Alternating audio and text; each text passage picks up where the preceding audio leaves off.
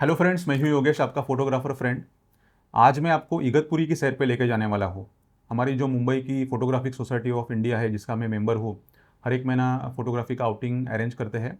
और इस महीने का आउटिंग था मानसून आउटिंग इगतपुरी में। और फिर हमने काफ़ी मज़े किए, लगभग 300-350 फोटोग्राफ खींचे।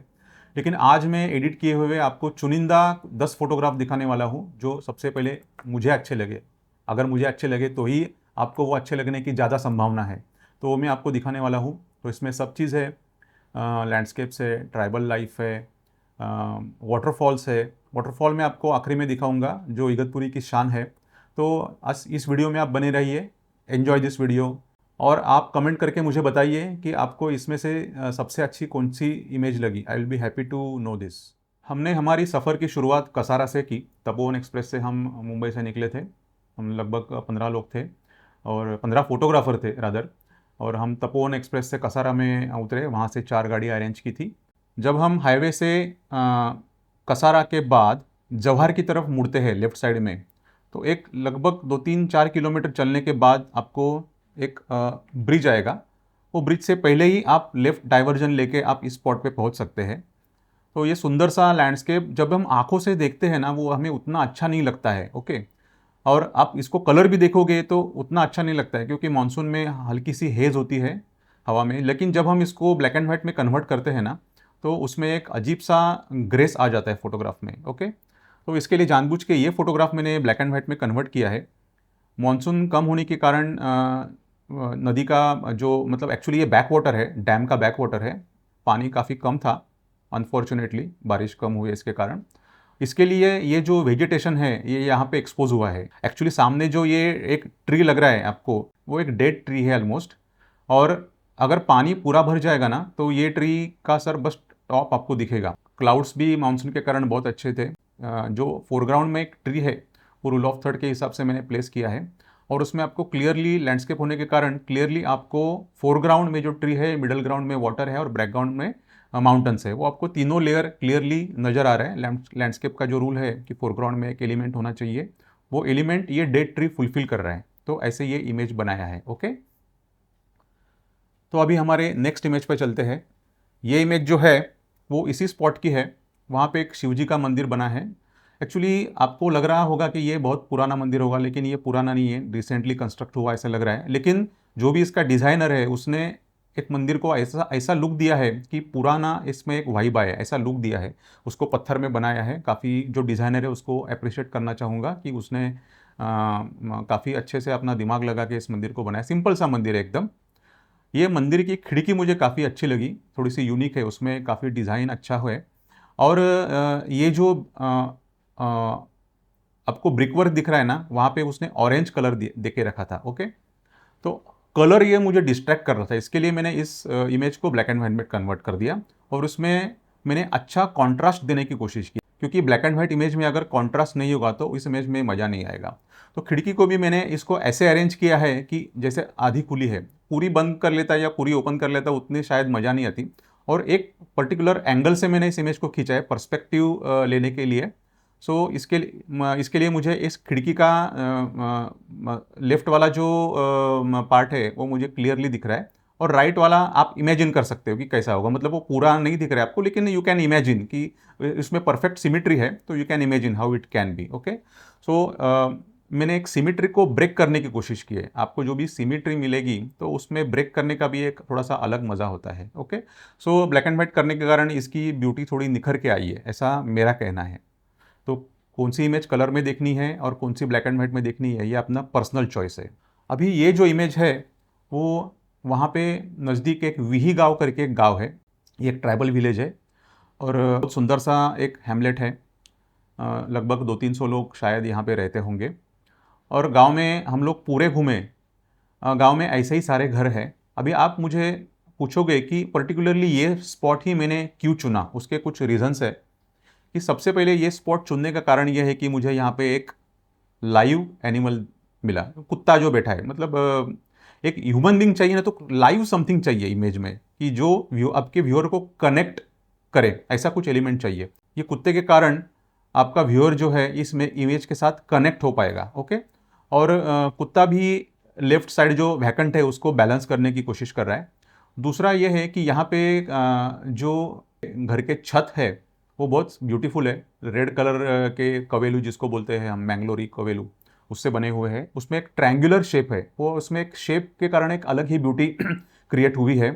बारिश होने के कारण ये सारे कवेलू है उनका जो ओरिजिनल कलर है वो उनको प्राप्त हुआ है।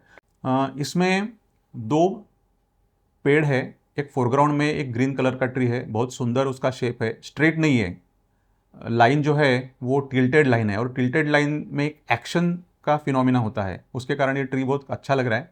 बैकग्राउंड में एक ट्री है छोटा सा ऊपर आया हुआ है, और एक कुत्ता है। इनके कारण ना एक ट्रायंगल क्रिएट हुआ है।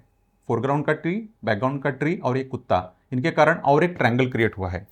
इस इमेज में और एक खासियत यह है कि सारे जो घर है उनका जो वॉल है उतना नज़र नहीं आ रहा है। मतलब फोरग्राउंड में जो घर है उसका वॉल बम्बू से बना हुआ है, वो तो क्लियरली नज़र आ रहा है। लेकिन ये जो व्हाइट कलर का घर है ना, ये पूरा एक पैटर्न ब्रेक करने की कोशिश कर रहा है। ये घरों के कारण एक पैटर्न क्रिएट हुआ है, और ये व्हाइट कलर की जो वॉल है ये पूरे पैटर्न को डिस्टर्ब कर रहा है। ओके, तो पैटर्न जो हमारा कंपोजिशन टेक्निक है उसकी खासियत यही है कि आप पैटर्न ऐसे भी ले सकते हो, और आप पैटर्न अगर ब्रेक कर सको तो फिर और भी मज़ा आता है इमेज में। ओके, तो इसके लिए ये स्पॉट पर्टिकुलरली मुझे बहुत अच्छा लगा। ये जो इमेज है ये भी उसी गांव की इमेज है। वो गांव में हम जब घूम रहे थे तो गांव के एक छोर पे हम आ गए, तो वहाँ से एक रास्ता इस पर्टिकुलर स्पॉट पे जा रहा था, और इस स्पॉट में पहुँचने के बाद, वैसे तो काफ़ी ड्राई सा हुआ था, लेकिन इस स्पॉट पे पहुँचने के बाद काफ़ी ज़ोरदार बारिश आ गई। तो हम एक ट्री के नीचे जाकर खड़े हुए, और बारिश के कारण इसमें ये जो इमेज है इसमें और एक ब्यूटी क्रिएट हो गई। उसका कारण ये है कि आपको जो पानी जमा हुआ है ना, वो जो दिख रहा है वो बारिश के पहले नहीं था, और बारिश में हम लोग जब ट्री के नीचे रुके थे उसके बाद में ये जो खेत है इसमें ये पानी जमा हो गया। ओके, सो इसमें एक लीडिंग लाइन टेक्निक का इस्तेमाल किया है। So there is a beautiful pattern of green field and a separating water line, इसके कारण ये इमेज बहुत अच्छा हुआ है। दूसरी एक खास बात इसकी इमेज की ये है कि ये जो लाइन्स है ना, ये कर्व्ड लाइन्स है, ये स्ट्रेट लाइन्स नहीं है। कर्व्ड लाइन्स का एक सुंदर सा एक कंसेप्ट है कि कर्व्ड लाइंस जो है वो रोमांटिक होती है काफ़ी। स्ट्रेट लाइंस तो ठीक है, straight lines are very pretty straight, okay, लेकिन कर्व्ड लाइन जहाँ पे आती है, कर्व्ड लाइंस रोमांस दिखाती है। ओके, तो बारिश और रोमांस और क्या चाहिए आपको। ओके, तो ये लाइंस जो है आपका ध्यान कहाँ पे लेके जा रही है, बैकग्राउंड में एक घर है। ओके, वहाँ पे आपका ध्यान ये लेके जा रही है। तो घर को मैंने जितना मैं रेड कर सकूँ उतना करने की कोशिश मैंने की है, क्योंकि that is the focal point of this overall image. ये लाइंस, आपकी नज़र ओवर द लाइंस ये घर की तरफ लेके जा रही है। तो घर में मैंने एक स्ट्रॉन्ग कॉन्ट्रास्ट क्रिएट किया है, सायन और रेड कलर का एक कॉन्ट्रास्ट क्रिएट किया है जो आपके व्यूअर है उसकी नज़र को एंकर करने के लिए। So this is again a very good image which I liked. फिर हम चले इगतपुरी में एक रेलवे लेक करके है, इगतपुरी टाउन से वहाँ पे रास्ता जाता है। रास्ते में आपको जाने के टाइम लेफ्ट साइड में धम्मगिरी आपको दिखेगा जो बुद्धिस्ट पैगोडा है, वहाँ पे विपश्यना का केंद्र है, मतलब उनका हेडक्वार्टर है।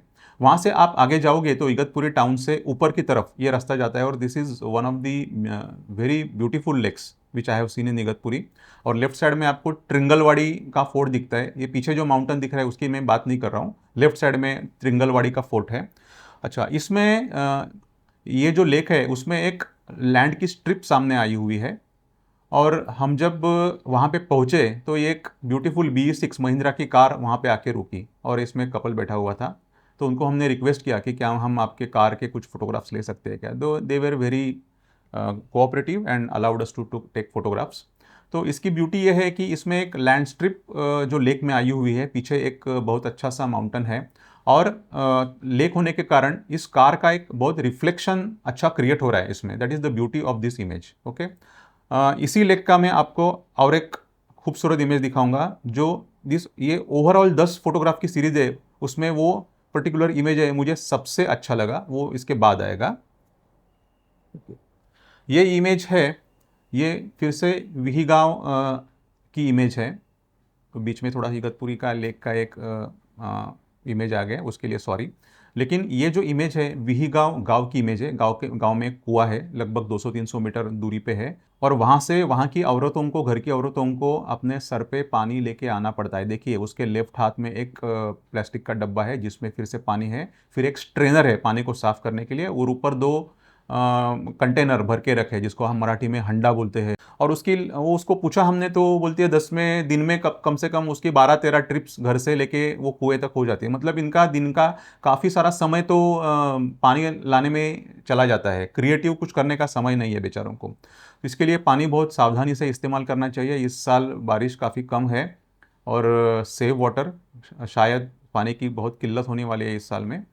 अभी हम अगले इमेज की तरफ चलते हैं। ये इमेज है जो मैंने आपको कहा कि वापस इगतपुरी रेलवे लेक की इमेज है। एक फादर अपने बच्चे की फ़ोटोग्राफ ले रहे हैं, और इस ओवरऑल सीरीज़ में ये मुझे इमेज काफ़ी अच्छी लगी। इसका कारण ये है कि इसमें एक स्टोरी क्रिएट हो रही है। जो पिछले वाला इमेज था, जो लेडी का मैंने दिखाया यहाँ सर पे हंडा लेके जा रही थी, उसमें भी एक स्टोरी था, लेकिन ये इमेज में एक बहुत अच्छी स्टोरी क्रिएट हो रही है। स्टोरी और स्टोरी टेलिंग इमेज मतलब क्या कि व्हाट, व्हेन, वू, ये सारे सवाल आपके व्यूअर के दिमाग में आने चाहिए। ये जब कोई आपका व्यूअर इमेज देखेगा तो इसके पहले क्या था, इसके आगे क्या होने वाला है, वो सारा एक विचारों का चक्र आपके व्यूअर के दिमाग में शुरू होना चाहता है। और इसको मैंने थोड़ा सा हाइकी बनाने की कोशिश की है। और ये फादर ने इसके एक विंड शटर पहन के रखा था, इसके लिए काले कलर का एक ब्यूटीफुल कॉन्ट्रास्ट क्रिएट हुआ है। Contrast again has a very high visual weight. तो सबसे पहले जो व्यूअर आपकी ये इमेज देखेगा तो उसकी नज़र ये हाई कॉन्ट्रास्ट एरिया है जो फादर का के विंड शटर के कारण बना हुआ है, वहाँ पे जाने वाली है। फादर ने फॉर्चुनेटली टोपी पहन के रखी थी, उसका और एक ब्यूटीफुल शेप क्रिएट हो रहा है। अपनी नेक्स्ट इमेज जो है, ये मैंने बच्चे की पोर्ट्रेट शूट करने की कोशिश की है। तो इसकी एक अलग कहानी है। ये बच्चा, मैं वाटरफॉल पे गया था ना, वहाँ पे बैठा था, थोड़ा सा एक हल्का सा ऊपर माउंटेन था, वहाँ पे बैठा था। और जैसे मैं नीचे से उसकी तरफ कैमरा पॉइंट करता था ना, तो उसके सर पे ये जो प्लास्टिक है जिसको हम मराठी में इरला बोलते हैं, मतलब अभी उसको हम पोंचो बोलेंगे, ओके। जो पोंचो है उसका, वो पूरा अपने बॉडी पे ओढ़ लेता था। मतलब ही was very shy, he was not willing to offer a photograph. जैसे मैं कैमरा पॉइंट करूँ, तुरंत वो पोंचो ओढ़ लेता था और 1 मिनट के बाद वापस खोल देता था। तो मुझे लगा कि ये शाय है। तो शाय बच्चों के साथ डील करने की का एक तरीका है, उनको समय देना पड़ेगा। जब भी आप किसी अपने फ्रेंड के घर जाओगे, तो उसके घर में अगर बच्चा है, आपने बेल मारा फ्रेंड का, आप अंदर गए, तो बच्चा भागते हुए दरवाजे में आएगा, आपकी शक्ल देख के अंदर बेडरूम में चला जाएगा, वो आधा घंटा बाहर ही नहीं आएगा।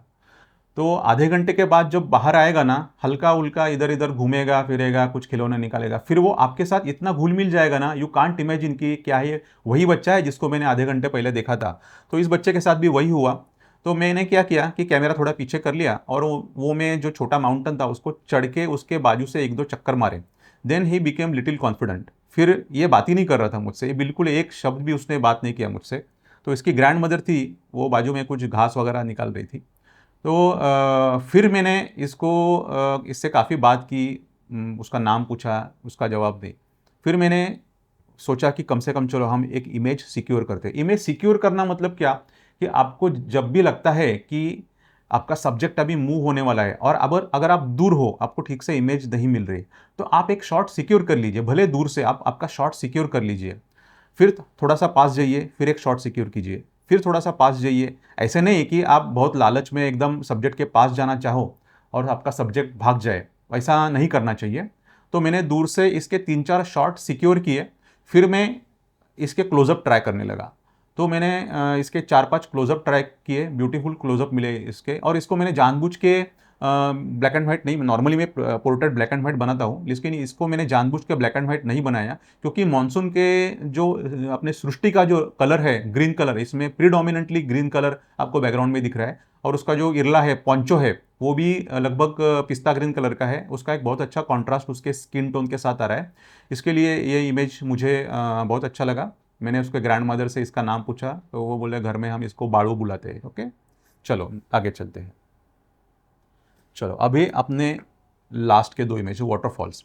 जब भी आप भावली लेक के पास जाते हो, भावली ये इगतपुरी और कसारा के बीच में समृद्धि हाईवे मतलब उसके नीचे से आप आगे जाते हो ताकेत के साइड में, वहाँ पे आपको भावली डैम लगता है। तो भावली डैम के आसपास ना 3 सीरीज़ में 3 वाटरफॉल है। तो सबसे पहला वाटरफॉल जो नासिक से एकदम नज़दीक है, उस पे तो काफ़ी क्राउड था, हम वहाँ पे नहीं गए। फिर दूसरा वाटरफॉल हमने पास कर दिया, हमने सोचा कि आने के टाइम वहाँ पे जाएँगे। ये जो लास्ट का वाटरफॉल है, वहाँ पे हम रुके।